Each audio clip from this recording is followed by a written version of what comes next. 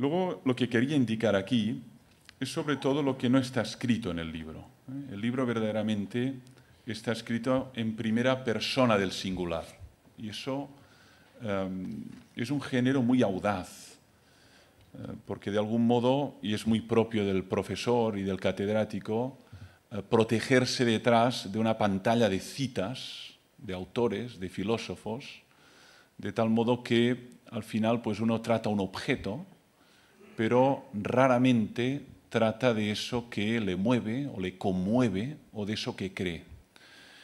Es muy vulnerable hablar en primera persona, mucho más todavía escribir en primera persona del singular, eso que uno cree, y además obliga a un ejercicio de autoconciencia del don recibido. La fe siempre es describida como don, como un acto de la voluntad, pero además como don.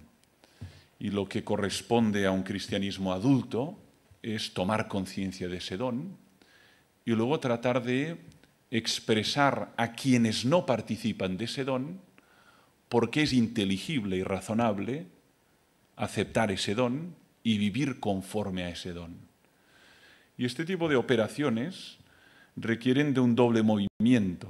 Por un lado, de un movimiento ad intra, tratar de explorar por qué uno cree lo que cree, pudiendo no creerlo. Afortunadamente estamos en un marco de libertad de creencias, de libertad de pensamiento, de libertad de movimientos, de libertad de asociación. Esa fragmentación de estilos de vida, de formas de creer, exige en el creyente un trabajo ad intra, ¿no? Un primer movimiento, que es esa autoexploración. ¿Por qué creo lo que creo? Eso que Miguel García Baró, releyendo e interpretando a Sócrates en algunas de sus obras, califica de que una vida digna de ser vivida desde el punto de vista humano es una vida que se examina a sí mismo, ¿no?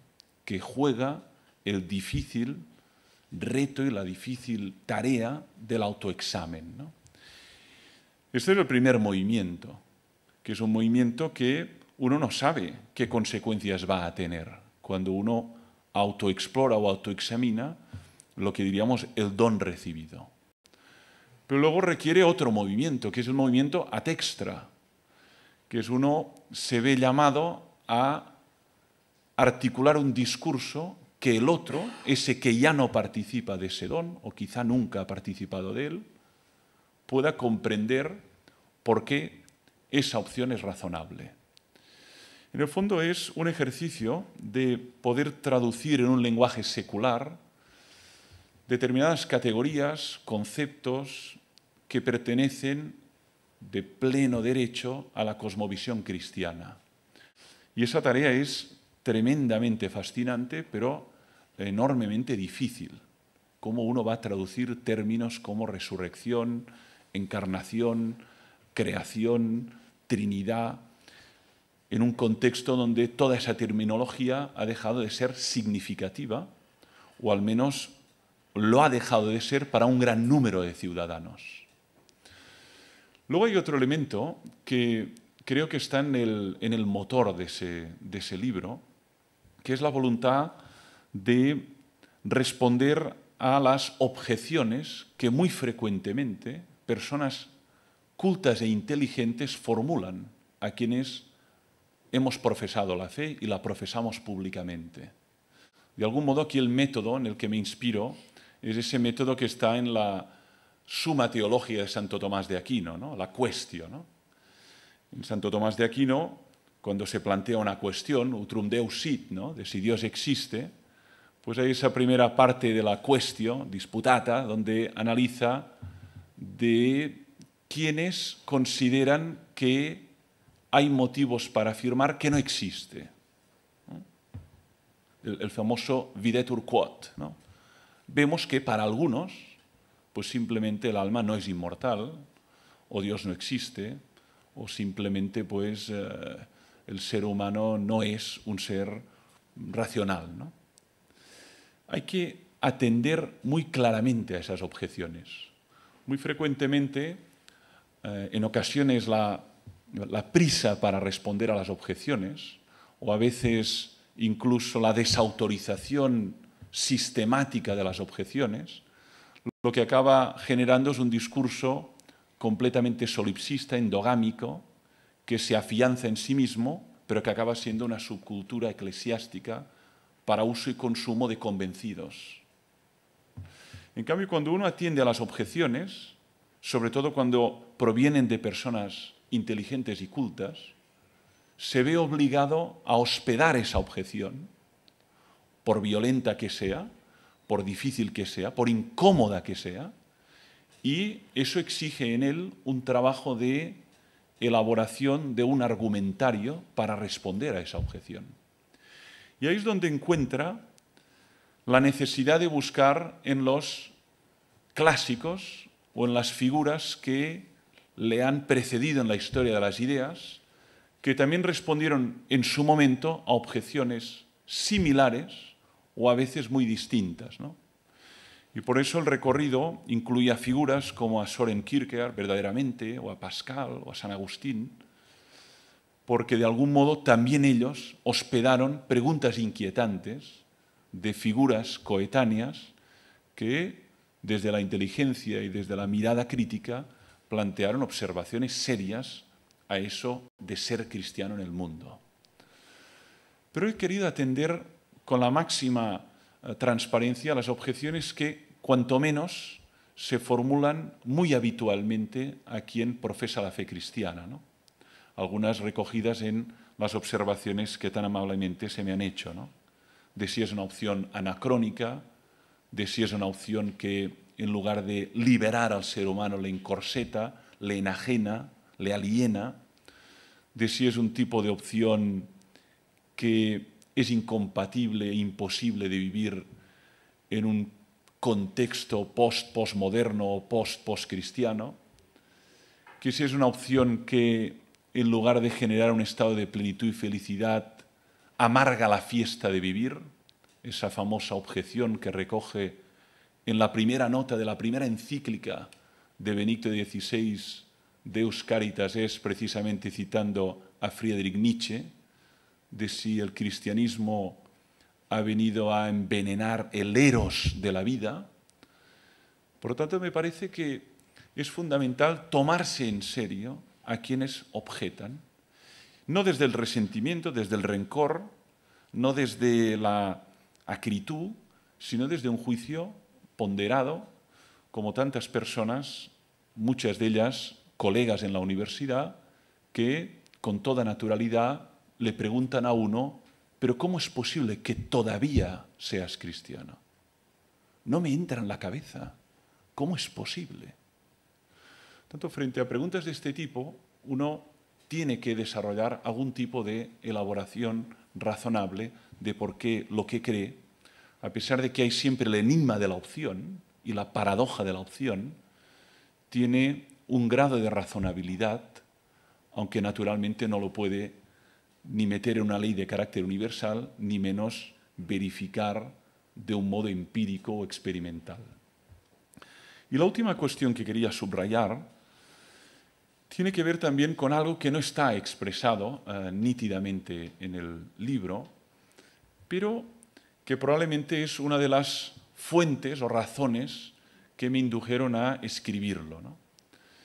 Que es cómo transmitir eso que uno cree, ya no a sus colegas o a su entorno, sino a sus hijos.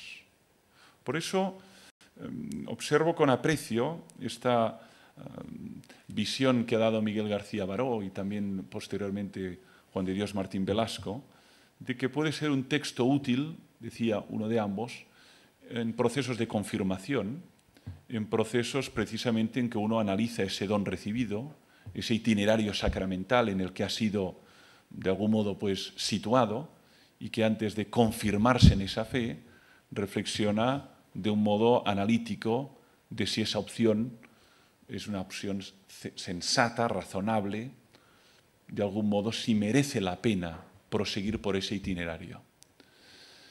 Eso significa que probablemente este libro a los 30 años no hubiera podido ser escrito, ¿no? Tiene mucho que ver con mi experiencia de padre. y con la necesidad de encontrar palabras a un tipo de generación que ya tiene otro lenguaje, se sitúa en otro contexto, tiene otros arquetipos, incluso otros mitos en la cabeza, y que puede llegar a la conclusión de que eso de ser cristiano es una opción para personas que pertenecen ya a un mundo definitivamente superado. Por lo tanto, hay una voluntad también de conexión intergeneracional, como decía Luis Aranguren, en este texto, de poder también dirigir palabras a cristianos que están, por un lado, muy solos y que necesitan, de algún modo, de argumentos para poder dar razón de eso que creen. Me lo decía un cristiano de 25 años en la universidad, dice, esto es un desierto, estoy completamente solo, incluso tengo muy frecuentemente la sensación de tener que tabuizar lo que creo para evitar el etiquetaje fácil o incluso la estigmatización grupal, ¿no? Por lo tanto, para evitar ese tipo de formas de contracción, ¿no?, de sístole de la fe, es fundamental que esa persona pueda encontrar argumentos en un lenguaje más o menos significativo para poder dar razón de eso que cree y poderlo expresar con la máxima gratitud y además también con la máxima transparencia en el mundo en el que está. Finalmente, una frase de Søren Kierkegaard que recojo de las migajas filosóficas y que verdaderamente la incluyo en este libro, ¿no? El cristianismo verdaderamente es una opción donde hay una multitud de paradojas. Eso está en Kierkegaard, pero luego lo recupera también Henri de Lubac en ese famoso texto, que también tenemos una traducción en lengua catalana, que es Paradojas y nuevas paradojas, ¿no? Kierkegaard decía en Migajas filosóficas que un pensador sin paradoja es como un amante sin pasión, un triste pensador. Imaginen un amante sin pasión. ¿Qué tipo de amante es? Lo propio de un amante es la pasión por una persona de la que está enamorada o a que ama verdaderamente más que su vida, ¿no? Un amante sin pasión verdaderamente es un triste amante, un amante inexistente, ¿no? Pues él hace la analogía con eso, ¿eh? Un pensador sin paradoja. En la medida en que la paradoja puede ser, por un lado, eso maravilloso, eso que de entrada violenta la razón porque no de un modo claro vemos cómo se puede resolver, pero por otro lado la activa, la estimula a la máxima potencia. Y por eso, a la objeción de si el cristianismo es un tipo de opción que anula o mitiga o incluso deshace la actividad intelectual, mi respuesta con esta cita de Kierkegaard es todo lo contrario. La activa a la máxima potencia porque de entrada no está claro que Dios sea uno y trino, no está claro que un Dios se haya podido encarnar, mucho menos que un ser humano muerto haya podido ser resucitado de entre los muertos por obra del Espíritu Santo. Verdaderamente el credo de Nicea es un itinerario de paradojas. Por eso, a mi modo de ver, de lo que se trata no es de disolver la paradoja, sino de mantenerla viva, porque esa paradoja viva es lo que activa, estimula, genera el pensamiento personal, pero además el diálogo con otros que también padecen la misma paradoja y sienten el mismo deseo de aclarar esa paradoja. Y eso es el diálogo diacrónico de filósofos, teólogos, y el diálogo sincrónico que tenemos quienes participamos de esta fe en nuestro período histórico. Dialogamos sobre eso y dialogamos con quienes nos han precedido precisamente sobre lo mismo, con tal de aportar más luz. Muchas gracias por la atención.